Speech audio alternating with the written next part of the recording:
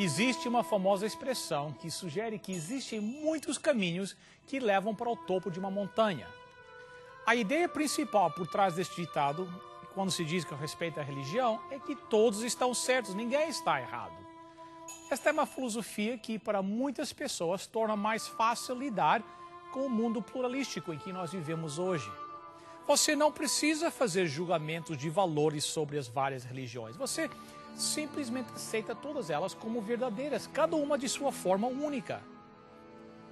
Mas contra essa tendência popular, existe a asserção de que a igreja cristã possui a verdade absoluta. No mundo pós-moderno, qual é a relevância disso? Existe mesmo mais do que um caminho que leva ao topo da montanha?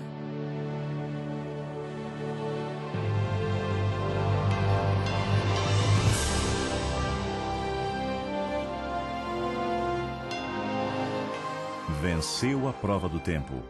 O livro de Deus, a Bíblia. Ainda relevante neste mundo complexo. Está escrito, partilhando mensagens de esperança ao redor do mundo.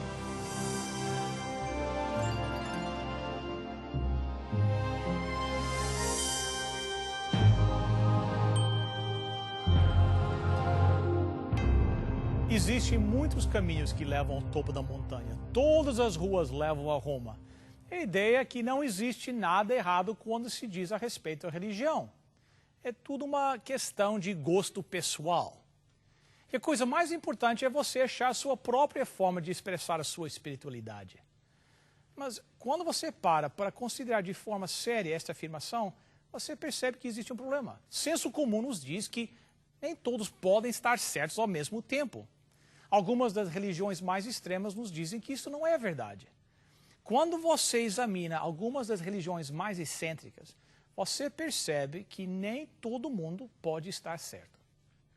O que dizer sobre o homem que abduziu Elizabeth Smart? Ele era um homem religioso, mas estava ele certo? E Charles Manson, David Koresh, Jim Jones? Em cada um destes casos, ninguém seria capaz de dizer que estes homens religiosos não estavam errados. Mas você sabe que quando se diz a respeito da tendência atual em relação à religião, o pensamento moderno sugere que não é apropriado aplicar qualquer tipo de julgamento em relação às religiões. Deixe as coisas como estão, pessoas dizem, porque há evidências em todas as religiões. Hoje, o meu amigo pastor Fernando Iglesias irá me ajudar a responder essa pergunta. Pastor Fernando, bem-vindo. Muito obrigado. Prazer estar de novo. Obrigado ao 5º programa desta série. E último. O último.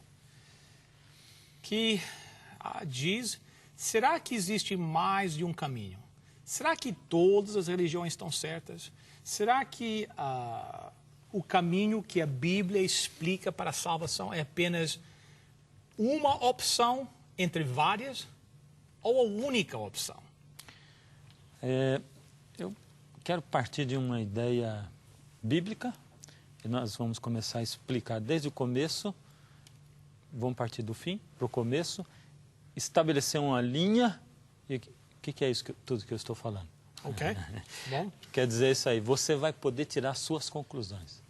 Vamos deixar cada um tirar suas conclusões sobre o que a Bíblia fala a respeito disso aí, tá? Primeiro, Mateus 24:14, nós não vamos procurar porque nós vamos ser muitos textos, né? Ele diz assim, fala a última profecia a se cumprir antes que esse mundo termine.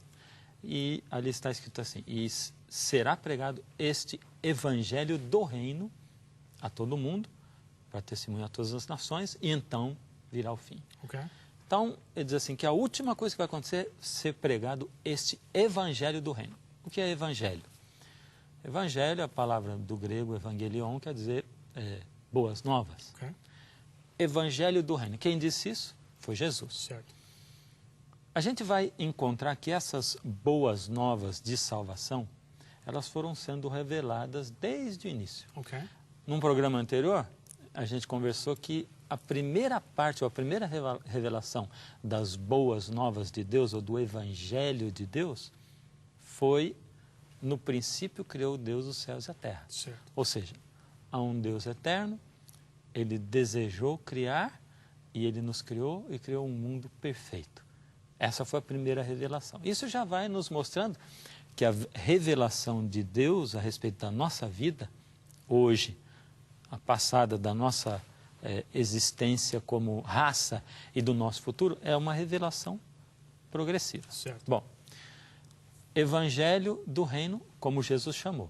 Mas sendo que Deus é eterno, houve um momento antes que Deus chamava esse Evangelho de eterno.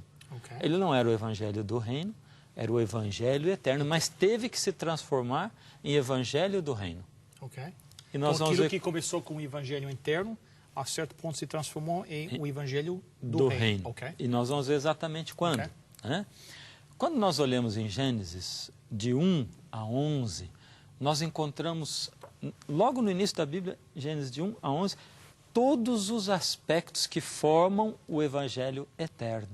Você vai encontrar tudo isso aí. Deus desejou criar o homem, ele é eterno, criou perfeito, o pecado entrou no mundo, isso causou morte. Certo. E quando diz morte, nós encontramos no Gênesis ali uma discussão entre a serpente, Satanás, e a mulher. Certo. Deus dizendo para a mulher, no dia em que você comer, certamente morrerás. E a serpente dizendo, certamente não morrerás. Ou seja, Deus estava declarando, você vai morrer, você vai se tornar mortal, né?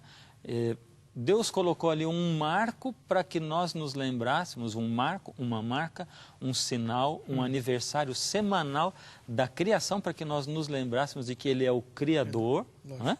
Ele foi estabelecendo todas as 28 doutrinas básicas do cristianismo em Gênesis de 1 a 11. Tudo está ali. Ali está o Evangelho eterno. Porém, o pecado entrou no mundo, né? E no Gênesis a gente encontra, então, as boas novas do Evangelho, da salvação, mas encontra também as más novas do pecado. Certo.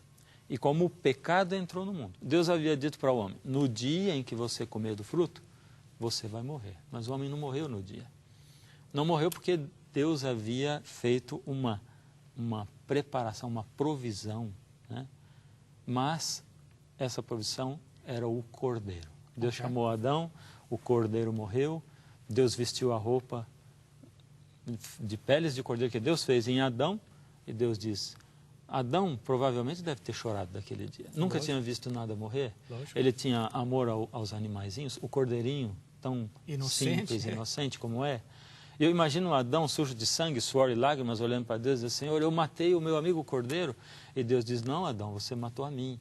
Eu vou morrer no seu lugar. Então, Deus colocou o cordeiro, o altar, o sacrifício, como a síntese, o resumo do Evangelho, que agora, como Adão havia vendido o seu reino que Deus havia dado a ele, lembra de outro programa que nós fizemos, né? Ele vendeu a sua propriedade do reino para Satanás. O Evangelho eterno se transformou no Evangelho do reino. Porque Deus queria que nós olhássemos não para esse reino que não pertencia mais a nós, mas sim para o reino eterno vindouro. Aí, a partir desse momento, o cordeirinho, ele é a síntese do Evangelho do reino. Ou seja, as boas novas do Evangelho já eram pregadas desde o Antigo Testamento. Por isso que nós não podemos dizer que o Evangelho são só os livros do Novo Testamento. Então, esse é um ponto, eu acho, que bem bom para destacar, que tem muitas pessoas que dizem, não, muitos cristãos, não, o Velho Testamento não aplica a nova era do cristianismo, mas está dizendo que o Evangelho, as boas novas, está aqui no Velho Testamento. No Velho Testamento. E o Cordeiro resumia isso. Aliás, quando Deus instituiu lá para Moisés o santuário, ali o dia do juízo, o dia da expiação, o juízo, o julgamento era feito em cima de quem depositava os seus pecados no Cordeiro, que representava que Jesus viria. Era o Evangelho, era Jesus morrendo por nós. E era o dia do juízo. Deus ligava o Cordeiro com o julgamento, o juízo, e com esse Evangelho que se tornou o Evangelho do Reino. Agora, Satanás, a partir daí, ele tinha um plano, que era destruir o Evangelho do Reino. E ele fez isso de várias vezes, de muitas tentativas. Eu vou citar algumas que ele fez. A primeira delas foi criar o primeiro humanista. O humanismo, ele diz que não é Deus quem diz o que é certo ou quem determina o certo e o errado. É o homem. Eu determino. Caim foi o primeiro filho de Adão. Abel, o segundo. Abel escolheu a verdade de Deus, ou o evangelho do reino de Deus. Caim escolheu a sua verdade. Ele foi o primeiro humanista. Ele disse, Deus não tem a verdade, eu tenho. Certo. E ele escolheu o reino desse mundo. O evangelho do reino, e outro, o reino desse mundo. Eu tenho aqui uma frase muito interessante de um humanista, que é o George Orwell, no ensaio Lear Tolstói e o Bobo, publicado em 1847. Esse humanista diz assim: muitas vezes há uma aparente trégua entre o humanista e o crente religioso. Mas, na realidade, é impossível reconciliar as suas atitudes. Temos de escolher entre esse mundo é esse reino, e o outro é o reino de Deus, o evangelho do reino. E a grande maioria dos seres humanos, continua dizendo o humanista, se entendesse a questão, escolheria esse mundo. É o que ele fala. Humanismo irreconciliável com Deus, né? Caim escolheu esse mundo e a Bíblia diz que ele se tornou então o precursor do humanismo. Alguns perguntam, mas a Bíblia diz que Caim foi para a terra de Nod e se casou, e talvez casou com quem só tinha os dois. Morreu Abel, nasceu Sete e Caim foi embora, né? Na verdade, por exemplo, eu posso contar para você, pastor, eu com 15 anos fui para a cidade de Sorocaba, no Brasil, conheci minha esposa, começamos a namorar com 16, né? E nós nos casamos, tivemos 3 filhos e eu sou pastor. Você entende que eu me casei com 16 anos e tive 3 filhos no mesmo ano e me tornei pastor no mesmo ano? Não, né? Caim viveu mais de 900 anos e ele teve todo esse tempo para poder constituir a família dele, né?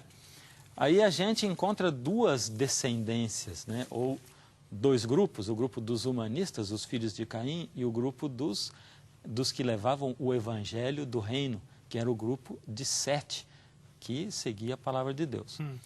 E aí os humanistas, Caim continuou, mas Satanás tinha um plano, que era misturar a verdade com a mentira. Por isso, a Bíblia diz aqui, né, que em Gênesis 6:2, vendo os filhos de Deus, que eram a descendência de Sete, que os filhos dos homens, descendência de Caim, que as filhas dos homens eram formosas, eles tomaram para si como esposas. Misturou verdade com mentira. E o verso seguinte, Deus diz assim, o mundo desandou e Deus disse, o mundo não pode durar muito tempo, porque o homem se tornou mau e os seus caminhos maus. 120 anos, e Deus anunciou o dilúvio. Agora veja, aqui tem um princípio muito importante. Toda vez que Deus tiver que escolher entre salvar você para a vida eterna ou deixar você morrer num acidente, Ele vai escolher te dar a vida eterna. Então Deus mandou o dilúvio para salvar o evangelho do reino. O evangelho do reino, o cordeiro. Noé desceu da arca, fez um altar. Abraão fazia altares por onde passava. Todos pregadores do evangelho do reino do Antigo Testamento. Todos eles. E assim foi no tempo. E Deus foi guardando. Essa era a palavra de Deus. Quando chegou em Moisés, Deus passou o evangelho do reino para a Bíblia. E Moisés escreveu. E os profetas começaram a escrever. E Satanás começou agora a perseguir a Bíblia, ao invés de perseguir simplesmente o cordeiro em si, ou o evangelho do reino estava na Bíblia. E Deus foi ampliando o nosso conhecimento, né? Mas houveram consequências cósmicas, né, no universo inteiro por causa disso aí. De novo, Satanás, outro plano. Quando Jesus vem, Jesus dá testemunho da Bíblia. Satanás o tenta e diz, está escrito. Ele sempre citava a Bíblia. Por isso, esse programa se chama Está Escrito. Não é? Era Jesus dizendo, olha aqui, a Bíblia fala de mim. A Bíblia fala do Cordeiro. Eu sou o Cordeiro. Está escrito. Jesus levava o evangelho do reino. E toda vez Jesus dizia, o meu reino não é desse mundo. Olha para o reino eterno. Era o que ele falava, né? Mas depois de Jesus, veio lá Constantino. E foi o primeiro imperador que misturou a igreja cristã com o Estado. Mais uma vez aquela mistura, né? Terrível. Aí que aconteceu? Constantino introduziu heresias. A história está aí. Pode pegar qualquer livro de história. As heresias do paganismo, ele era um pagão, foram introduzidas e ele acabou mudando o evangelho. Não mudando a Bíblia. É que a Bíblia foi escondida. Certo. E as pessoas dependiam dos sacerdotes para ter a interpretação da Bíblia. Exato. Mas Deus tinha um plano de restaurar o Evangelho, ele trouxe um movimento de reforma. A Bíblia foi traduzida para o inglês por Wycliffe, foi traduzida para o alemão e em vários lugares da Europa. E ressurgiu então o Evangelho do Reino. Mas Deus tinha que transformar de novo o Evangelho do Reino em Evangelho eterno. Por quê? Porque muitas coisas que estão ali entre Gênesis 1 e 11 e que faziam parte do Evangelho eterno, elas não voltaram na época da reforma. Ou seja, o Evangelho do Reino foi restaurado em parte. Certo, ok. Por isso, nós encontramos em Apocalipse, e eu deixei aqui a Bíblia aberta, né, para ler um texto especial. Quando o Evangelho do Reino se transformará ou se transformou em Evangelho eterno de novo. Mais uma vez. De novo. Quer dizer, ele já se transformou em Evangelho eterno. Ou seja, Deus restaurou tudo. Agora veja, qual foi um dos maiores ataques ultimamente de Satanás ao Evangelho eterno? Foi a vinda primeiro do humanismo, depois nós tivemos também iluminismo, mas o darwinismo ataca qual livro da Bíblia? Gênesis. Gênesis. Sem o Gênesis, e se eu segurar a Bíblia desse jeito aqui, né? Qual é a base? Aqui está a parte de cima, mas se eu segurar aqui, qual a base da É o Gênesis. É o Gênesis. Ele é o alicerce. Se você destrói o alicerce, você destrói a casa também. Então, por isso ele ataca o Gênesis. E ele ataca todo. Se eu não tenho um Éden literal, um Adão e Eva literal, uma serpente literal, se eu não tenho um pecado literal, eu não preciso de um Salvador também. E eu não preciso de Jesus e eu não preciso da Bíblia. Bom, então terminando. Deus transformou o Evangelho eterno em o Evangelho do Reino e Evangelho eterno. Isso está descrito onde? Aqui em Apocalipse 14, nas 3 mensagens angélicas, exatamente a primeira mensagem angélica que nos traz, eu gostaria que você lesse para nós, pastor. 14, versos 6 e 7. Apocalipse 14, verso 6. Vi outro anjo voando pelo meio do céu, tendo o Evangelho eterno. Evangelho eterno. Para pregar aos que assentam sobre a terra, a cada nação, tribo e língua e povo, dizendo em grande voz: temei a Deus e dá-lhe glória, pois é chegada a hora do seu juízo. Juízo. Veja, Deus restaurou o juízo. E adorai aquele que fez o céu, a terra e o mar e as fontes das águas. Adorai aquele que? Fez. Deus disse, bom, vamos restaurar o juízo, as pessoas vão pensar no juízo, na dependência de Jesus e vão pensar também na criação. Então, desde 1844, de novo tem sido pregado o juízo através do tabernáculo e também o dia de sábado como a restauração de Deus como o Criador, contrário ao que Darwin fala hoje. Finalizando,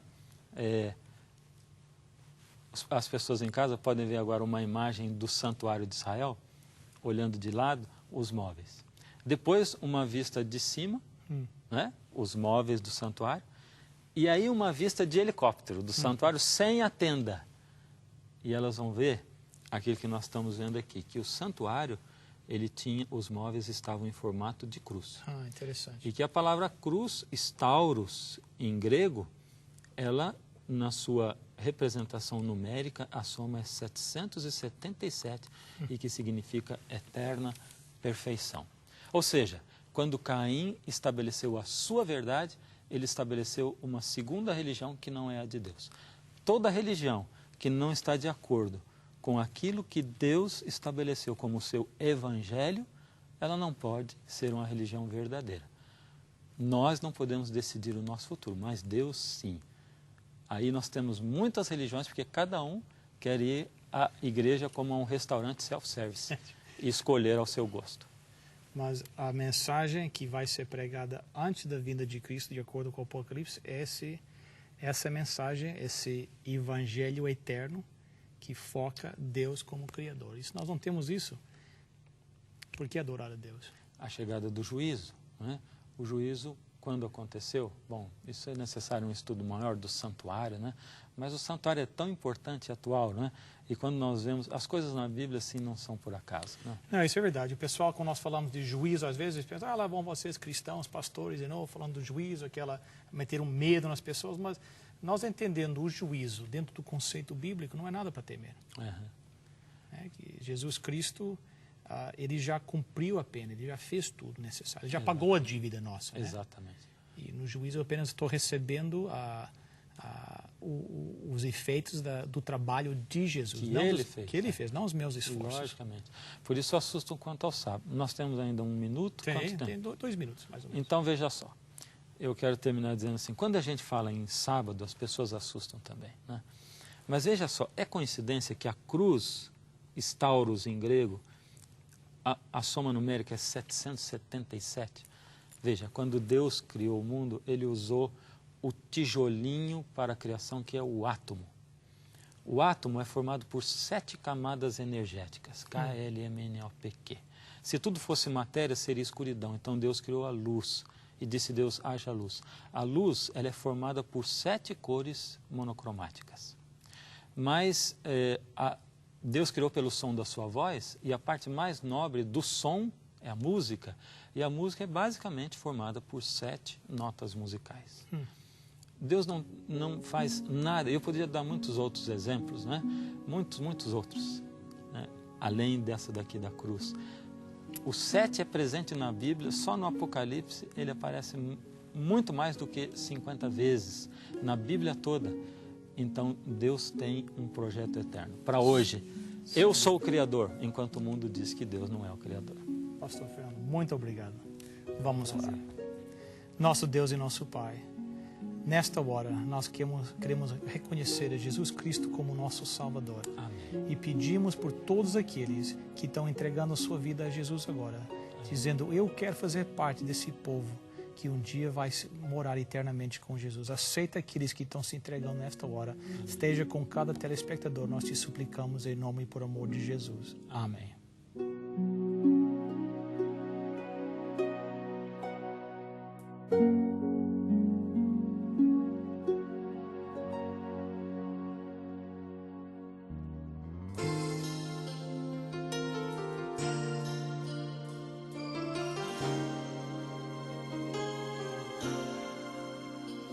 Já fui tão distante, buscar outras fontes, tentei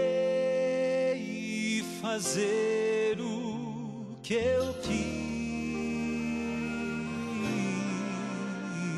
sem saber que ao meu lado estava a fonte eterna que me satisfaz.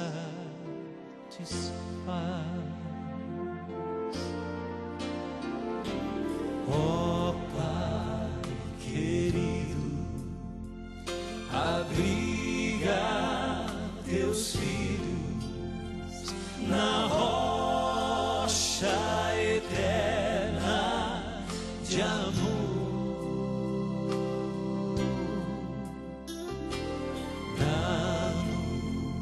Da fonte que vem lá do monte do pão que é Jesus o Senhor.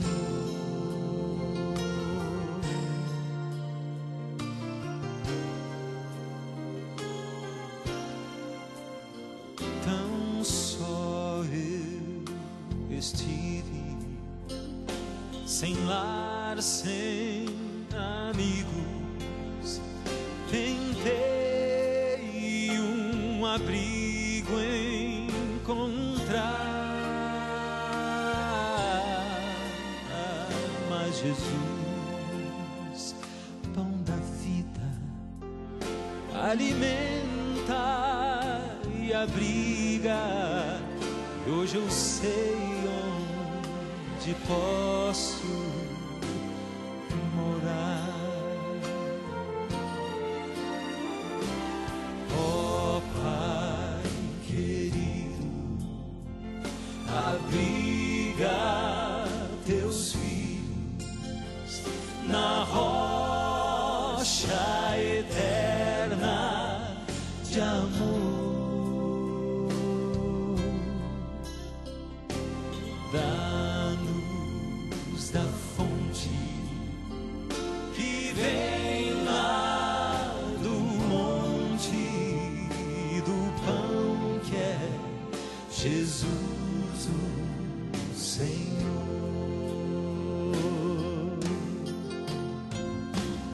Dá-nos da fonte que vem lá do monte, do pão que é Jesus o Senhor.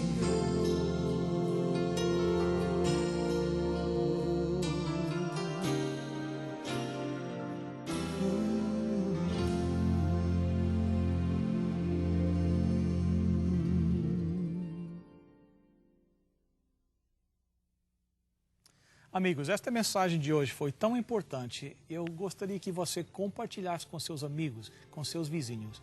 Para facilitar isso, nós gostaríamos de mandar para você um DVD deste programa. É uma oferta do Está Escrito para você. Aqui estão as informações necessárias para você pedir a sua cópia. Para você solicitar gratuitamente a sua oferta, basta ir ao nosso website www.estaescrito.ca e acessar o programa de hoje. Lá você preencherá um formulário com os seus dados e assim poderemos enviar a oferta para você. Se você preferir, poderá também escrever para Está Escrito, Box 2010, Oshawa, Ontário, L1H 7V4. Bem, mais um programa chegou ao fim. Pastor Fernando, passa rápido a meia hora, não é?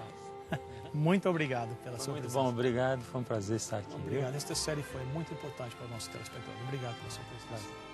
Quero agradecer a sua presença também aqui. Lembre-se de visitar o website. Lá tem muitos dos recursos que o pastor Fernando mencionou, aquelas citações. Vão estar lá no website, estaescrito.ca. Bem, se Deus quiser, nós vamos estar aqui na próxima semana. Por que não marcar no seu calendário para você estar também? Até lá, lembre-se, está escrito: nem só de pão viverá o homem, mas de toda a palavra que procede da boca de Deus.